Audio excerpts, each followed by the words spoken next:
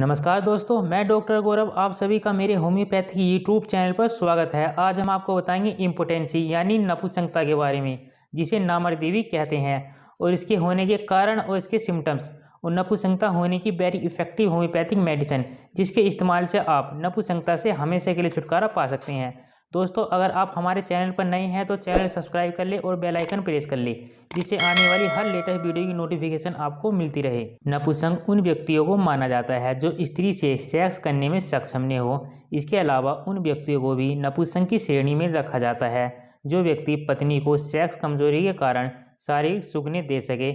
America के अनुसार यदि पुरुष के लिंग में तनाव न आए अथवा कोई पुरुष स्त्री संभोग में सफल नहीं हो पाए, उसे नपुंसकता कहते हैं। नपुंसक पुरुष ने तो सेक्स का आनंद ले सकता है और ने आनंद दे सकता है। यह समस्या कई पुरुषों में होती है। इस रोग का व्यक्ति के मन पर बहुत बुरा प्रभाव पड़ता है।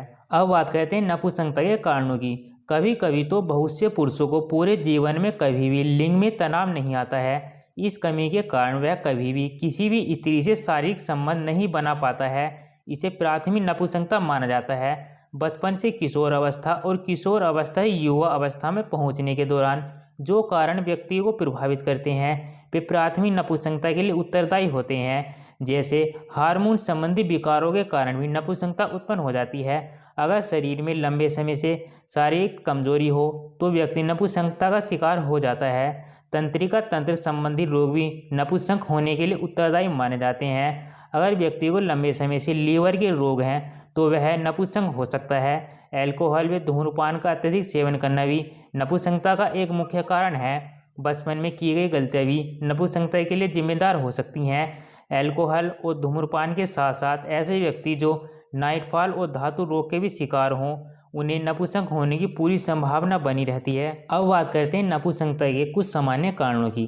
कभी कभी पति पत्नी के बीच किसी भी कारण से झगड़ा होने पर या पारिवारिक वातावरण सुख में नहीं होता है, या दोनों एक दूसरे को शारीरिक और मानसिक रूप से पसंद नहीं करते हैं, इस कारण नपुंसकता की स्थिति उत्पन्न हो सकती है। कुछ पुरुष बदले की भावना के कारण सेक्स सही तरह से नहीं कर पाते हैं। पत्नी का व्यवहार अच्छे पढ़े लिखे व्यक्ति को भी नपुंसकता की ओर धकेल देता है। कई बार लंबे समय तक अलग रहने पर या लंबी बीमारी के बाद, तलाक के बाद में भी नपुंसकता हो जाती है। एक बात देखने में आई है, रात को कई स्त्रियां अपने आप को वैसे ही पेश कर देती हैं जैसे वे घर में सारे दिन रह रही होती हैं। कई स्त्रियों के कपड़े गंदे होते हैं, सिर के बाल उलझे हुए रहते हैं। ऐसी स्थिति में पुरुष सेक्स करता है तो निश्चय ही रूप से उसकी क्षमता पर प्रभाव पड़ता है।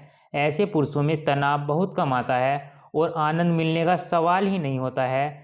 ऐसे व्यक्ति जो सेक्स को गंदा मानते हैं उन्हें भी नपुंसकता हो सकती है। जो छोटी उम्र में अत्यधिक सेक्स करते हैं या ऐसे व्यक्ति जो हस्तमैथुन अधिक करते हैं उन्हें भी नपुंसकता हो जाती है। अगर अंडकोशों में जन्म से ही कोई नुकसान हो तो ऐसे व्यक्तियों में नपुंसकता उत्पन्न हो सकती है। नाइटफॉल की समस्या अगर लंबे समय तक बनी रहे तो ऐसे व्यक्ति अधिकतर नपुंसक हो जाते हैं। कुछ लोगों में नसबंदी के बाद भी नपुंसकता देखी जाती है। ऐसे व्यक्ति जो शादी से पहले अत्यधिक सेक्स करते हैं वे भी अधिकतर नपुंसक हो जाते हैं। अब बात करते हैं नपुंसकता के सिम्टम्स की। ऐसे व्यक्ति जो सेक्स करने की कोशिश करते हैं लेकिन उनके लिंग में पूरा तनाव नहीं आ पाता है, सेक्स की इच्छा होते हुए भी सेक्स करने में असमर्थ होते हैं। लिंग में थोड़ा तनाव आता है पर स्त्री के पास जाते ही खत्म हो जाता है। ऐसे व्यक्ति जो सेक्स से किसी न किसी बहाने बचने की कोशिश करते हैं। स्त्री के पास जाने में भी कुछ लोगों को डर लगता है, किसी काम में मन नहीं लगता है, रोगी अकेले में रहना पसंद करता है। सेक्स करने की कोशिश करने पर भी शरीर में पसीना निकल आता है, सांस फूलने लगती है, वे दिल घबराने लगता है। रोगियों में आत्मविश्वास नहीं रहता है, रात दिन चिंता रहती है, रात में ठीक तरह से नींद नहीं आती है, शरीर और सिर में अत्यधिक दर्द रहता है। यह देखा गया है कि कुछ अपनी कमजोरी को छिपाने के लिए स्त्री पर अत्यधिक गुस्सा करते हैं। नपुंसकता में हार्मोन्स उपचार का एक महत्वपूर्ण स्थान है। पुरुषों के शरीर में टेस्टिस में प्राकृतिक तौर पर एक हार्मोन टेस्टोस्टेरोन निकलता है। यह हार्मोन्स ही पुरुष संबंधी लक्षणों के विकास के लिए उत्तरदायी है। यह शारीरिक बदलाव लाता है। यह स्पर्म यानी शुक्राणुओं के बनने और बढ़ने में सहायक होता है। इसलिए नपुंसकता में हार्मोन्स का उपचार अवश्य करना चाहिए।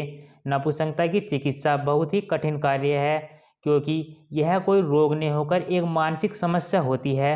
हार्मोन्स की कमी होने पर किशोर अवस्था में नपुंसकता दूर करने के लिए हार्मोन्स के इंजेक्शन लगाए जाते हैं। अधिक उम्र के पुरुषों में नपुंसकता उत्पन्न होने के लिए यह एक महत्वपूर्ण इलाज है। अधिकतर रोगियों में कोई न कोई मनोवैज्ञानिक कारण होता है जो उसको नपुंसकता की ओर ले जाता है। रोगी से खुलकर बात करें और उसका विश्वास जीतकर उसका इलाज अवश्य करना चाहिए। उसकी बातें समस्या भली प्रकार से सुने। इसमें डॉक्टर का व्यवहार बिल्कुल दोस्त की तरह होना चाहिए, जिससे रोगी अपने मन की सारी बातें कह सके। अब बात करते हैं इम्पोटेंसी के लिए वेरी इफेक्टिव होम्योपैथिक मेडिसिन की, जिसके इस्तेमाल से आप नपुंसकता से हमेशा के लिए छुटकारा पा सकते हैं। दोस्तों, वैसे तो नपुंसकता के लिए बहुत सी होम्योपैथिक मेडिसिन है, लेकिन हम कुछ वेरी इफेक्टिव होम्योपैथिक मेडिसिन के बारे में ही बात करेंगे। जैसे पहली मेडिसिन है lycopodium 200। Lycopodium 200 very effective homeopathic medicine है। ऐसे व्यक्ति जो एक से अधिक शादियाँ करते हैं, या ऐसे नवयुवक जिनका लिंग अत्यधिक छोटा हो, या जो अत्यधिक हस्तमैथुन करते हैं, लिंग में जान न हो, लिंग ठंडा हो, शक्तिहीन हो, तो ऐसे व्यक्तियों के लिए यह औषधि वेरी इफेक्टिव होम्योपैथिक मेडिसिन है। इसकी 2-2 बूंद दिन में 3 बार लेनी चाहिए। नेक्स्ट मेडिसिन है फास्फोरस 200। फास्फोरस 200 भी वेरी इफेक्टिव होम्योपैथिक मेडिसिन है। ऐसे व्यक्ति जो अत्यधिक सेक्स करते हैं, जिसके कारण उनके लिंग में अत्यधिक कमजोरी आ गई हो, तो ऐसे व्यक्तियों के लिए फास्फोरस 200 वेरी इफेक्टिव मेडिसिन है। इसकी भी 2-2 बूंद दिन में 3 बार लेनी चाहिए। नेक्स्ट मेडिसिन है Ignis castus 200। Ignis castus 200 old age के व्यक्तियों के लिए वेरी इफेक्टिव मेडिसिन है।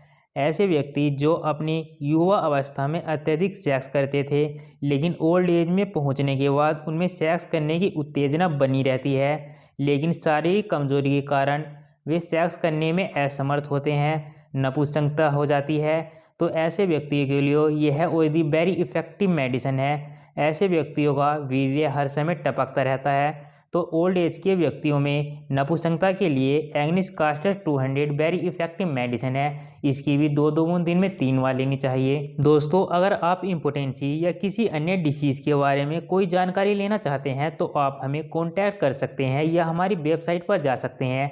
वेबसाइट की लिंक आपको डिस्क्रिप्शन में मिल जाएगी। चैनल सब्सक्राइब कर ले और बेल आइकन प्रेस कर ले, जिससे आने वाली हर लेटेस्ट वीडियो की नोटिफिकेशन आपको मिलती रहे। अब मिलते हैं नेक्स्ट वीडियो में। Thank you.